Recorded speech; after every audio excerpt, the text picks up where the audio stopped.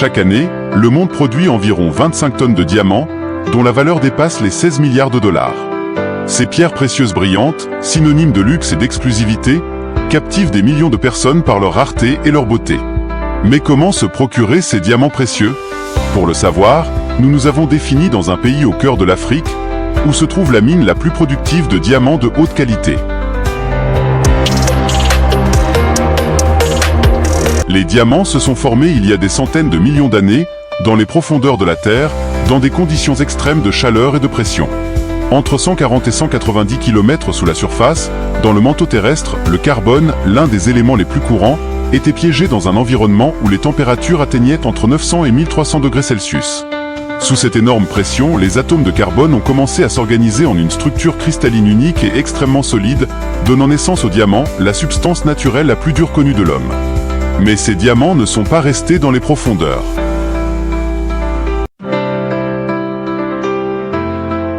Il y a des millions d'années, des éruptions volcaniques massives ont ramené ces pierres à la surface. Les diamants ont traversé la croûte terrestre sur une roche volcanique appelée kimberlite, qui les a propulsés à la surface à une vitesse impressionnante. Ce voyage violent a permis à ces cristaux, formés dans des conditions si extrêmes, de se retrouver sur la Terre. Curieusement, tout le carbone soumis aux conditions extrêmes de l'intérieur de la Terre ne finit pas par devenir un diamant. Si les températures ne sont pas suffisamment élevées ou si la pression n'est pas adéquate, le carbone peut se transformer en graphite, un matériau beaucoup plus mou et plus commun. La formation d'un diamant est donc un processus qui dépend d'un équilibre parfait entre le temps, la pression et la température. Ou une fois que ce minéral cristallin se forme dans les profondeurs de la Terre, une question fascinante se pose. Comment extraire-on une pierre précieuse aussi précieuse et convoitée?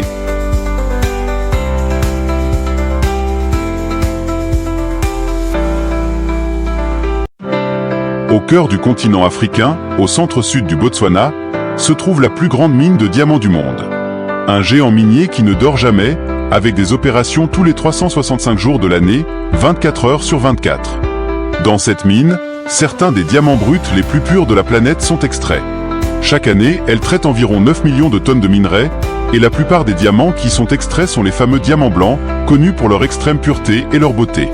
Les diamants de cette mine gigantesque sont emprisonnés dans 3 énormes veines de kimberlite qui couvrent 520 000 m² de surface.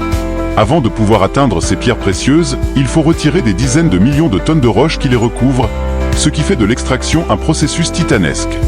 La première étape consiste à percer des trous dans la roche granitique dure avec des foreuses mobiles de taille colossale. Ces trous sont ensuite remplis d'explosifs qui, une fois détonés, libèrent d'énormes quantités de minéraux. Chaque jour, des milliers de tonnes de roches sont détonnées dans cette recherche de diamants qui se sont formés dans les profondeurs de la Terre il y a des millions d'années. Une fois le minerai extrait, il est transporté dans des camions gigantesques capables de transporter des dizaines de tonnes de roches, du fond de l'immense cratère jusqu'à l'usine de traitement, en remontant un chemin en zigzag. Bien qu'à première vue, il semble qu'il ne transporte que des tas de roches, dans chacune de ces charges, il peut y avoir jusqu'à 1000 tonnes de diamants bruts, qui une fois traités verront leur valeur multipliée, se transformant en pierres précieuses, dignes des vitrines les plus exclusives du monde. L'extrait minéral de la mine est transporté vers une usine de traitement entièrement automatisée. Lorsque le minéral atteint l'usine, l'étape suivante consiste à le briser en petits morceaux, en morceaux de moins d'1 centimètre de large. Pour y parvenir, les roches sont traitées par une série de machines de concassage gigantesques qui altèrent soigneusement leur taille, sans endommager les pierres précieuses qu'elles contiennent à l'intérieur. À la fin du processus de concassage, il reste un mélange de pierres précieuses et d'autres qui n'ont aucune valeur. Tout ce matériel précieux est envoyé dans une installation dotée de solides mesures de sécurité. Le prochain défi dans la production de diamants est d'éliminer les derniers restes de roches qui restent attachés à ces pierres précieuses. Pour y parvenir, on utilise un robot spécialisé qui plonge le lot de diamants dans un bain chimique minutieusement conçu. Ce processus dissout les roches environnantes, laissant les diamants complètement propres et prêts à passer à l'étape suivante de leur transformation. Grâce à cette méthode sophistiquée, la mine produit environ 11 millions de kilos par an, ce qui équivaut à 2200 kilos de diamants. Cependant, jusqu'à présent, nous ne disposons que de diamants bruts. Pour obtenir ces diamants éblouissants que nous imaginons tous, il reste encore une série d'étapes essentielles à franchir. Le processus de transformation de ces diamants en matière première, dans les bijoux brillants que nous connaissons, commence avec le chef d'atelier, une figure clé dans le monde des diamants. Cet expert, fort de décennies d'expérience et de connaissances, a la responsabilité de décider comment chaque pierre doit être taillée pour maximiser sa valeur. À l'aide de programmes informatiques avancés, le chef d'atelier marque chaque diamant, indiquant avec une précision chirurgicale où chaque coupe doit être effectuée. À l'état brut, un diamant peut valoir environ 1 million d'euros, mais après avoir été taillé et poli, cette valeur peut être multipliée de manière exponentielle, en fonction de la perfection de sa taille. La conception de la taille optimale est un art qui exige une grande habileté et une grande précision. Chaque diamant est unique, ce qui signifie qu'il n'existe pas de pierres qui peuvent être taillées de la même manière. Chacun d'entre eux doit être traité avec une approche personnalisée, en cherchant à mettre en valeur son éclat et sa beauté au maximum. Les maîtres tailleurs de diamants sont de artisans qui, pour réaliser leur véritable travail, utilisent une loupe spéciale qui agrandit la taille de la pierre jusqu'à 10 fois. Avec cette loupe, ils examinent soigneusement chaque diamant brut, répétant le processus encore et encore, jusqu'à ce qu'ils trouvent la meilleure façon de diviser la pierre.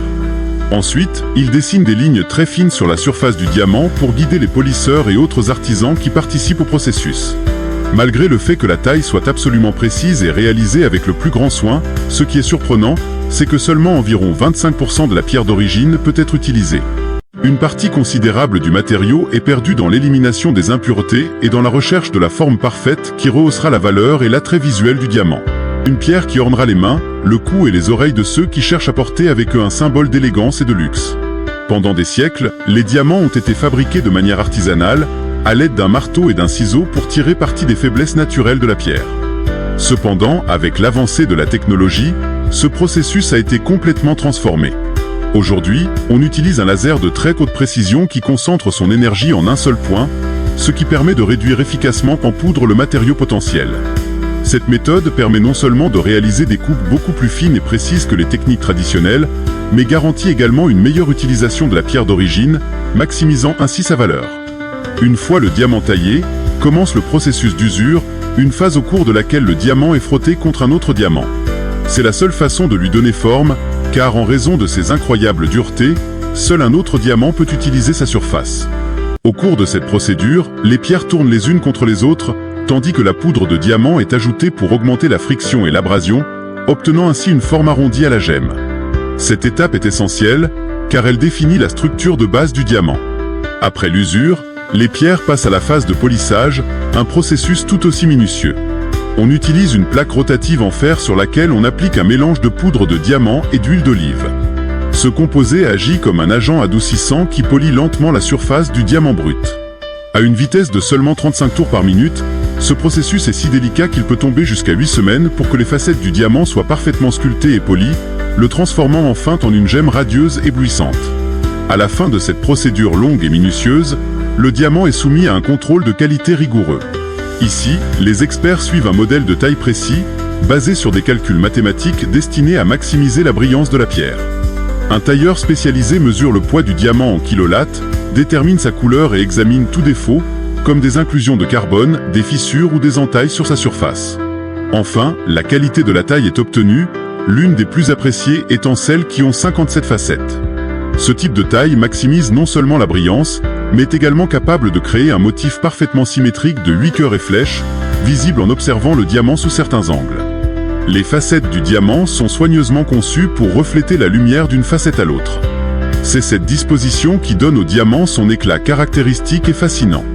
Chaque facette doit être taillée avec une extrême précision, tant au niveau de la taille que de la forme, mais surtout à l'angle exact par rapport aux autres facettes. Cet équilibre délicat est ce qui garantit que la lumière est distribuée et rebondit correctement à l'intérieur de la pierre, obtenant ainsi une brillance maximale et un effet visuel captivant qui fait du diamant un bijou incomparable. Lorsque les artisans ont fini de sculpter et de polir le diamant, le processus n'est pas terminé. L'étape suivante consiste à certifier la pierre. À ce stade, une identification unique est enregistrée sur le diamant au moyen d'un laser.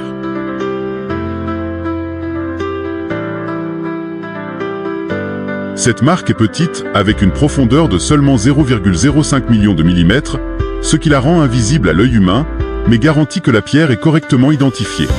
Tout ce processus minutieux est réalisé depuis le XVe siècle en Belgique, et plus précisément dans la ville d'Ambre, qui est l'épicentre mondial du commerce du diamant. Connue comme la capitale mondiale du diamant, cette ville historique traite environ 20 tonnes de diamants par an, ce qui représente environ 80% de la production mondiale. Ce commerce n'est pas seulement une question de poids, mais aussi de valeur. La quantité de diamants qui transitent par Amber est estimée à environ 35 milliards d'euros par an. La ville abrite certaines des entreprises de taille et de commercialisation de diamants les plus prestigieuses, et son héritage reste essentiel dans l'industrie actuelle. Enfin, le diamant est scellé avec sa documentation officielle, qui certifie son authenticité, sa qualité et ses caractéristiques telles que le poids en kilos, la couleur et la pureté. Cette étape est cruciale pour garantir aux acheteurs que la pierre précieuse qu'ils acquièrent répond aux normes les plus élevées. Une fois tout en ordre, les pierres précieuses sont prêtes à être envoyées dans les bijouteries du monde entier, où elles deviendront enfin le centre de pièces de joaillerie spectaculaires, en attente d'orner quelqu'un lors d'une occasion spéciale. Et c'est ainsi que sont produits les diamants les plus chers du monde. Qu'avez-vous pensé au processus? Faites-le moi savoir dans les commentaires. Si vous avez aimé la vidéo, cliquez sur le bouton j'aime et n'oubliez pas de vous abonner à la chaîne.